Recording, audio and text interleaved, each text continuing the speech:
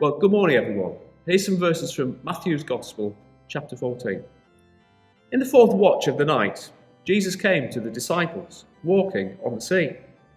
But when the disciples saw him walking on the sea, they were terrified, saying, "It is a ghost," and they cried out for fear.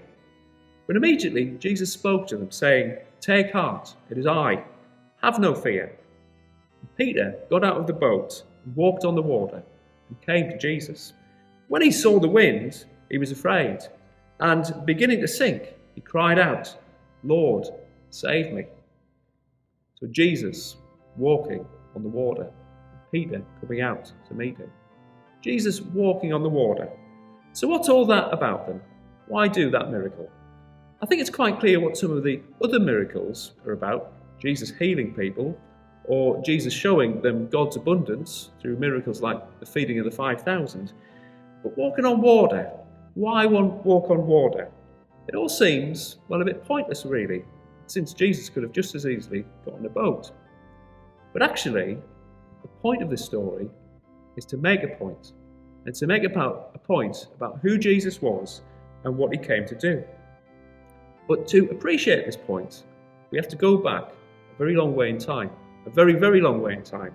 In fact, to the beginning of all things, in the stories of creation, in the book of Genesis. In the beginning, says the Bible, God created the heavens and the earth. Now the earth was a formless void, there was darkness over the deep, and God's Spirit hovered over the water. The important image there for us is that thought of God's Spirit hovering over the water, taking control of the chaos of the seas. And this theme of God's Spirit controlling the waters is continued throughout the Old Testament.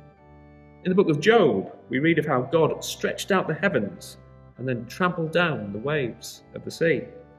And in Psalm 77, we read of how God made a path through the mighty waters, though his footsteps were unseen. So in picturing Jesus walking on the water, gospel writers are making an important point. They're saying that he is the one who has come to bring order to God's creation. But the story doesn't end there. And St. Matthew has a further point to make, because you'll remember it wasn't just Jesus who walked on the water that night, and St. Peter came out to join him. Now, St. Peter, as you may know, is a symbol of the church.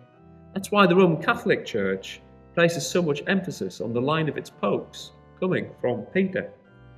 So the idea that Peter also can walk on water implies that God will use his church as well in his plan of bringing order to creation. But notice what happens when Peter takes his eyes off Jesus and he sees the strong wind. Frightened by the power of the world and losing trust in Jesus, what happens to him? Well, he begins to sink. I don't think we can find a better parable for the church in the modern world if we tried. So today, let us thank God that he has not abandoned his creation, that he has sent his Son to restore all things. Let us thank him as well for the role we play in this as a church.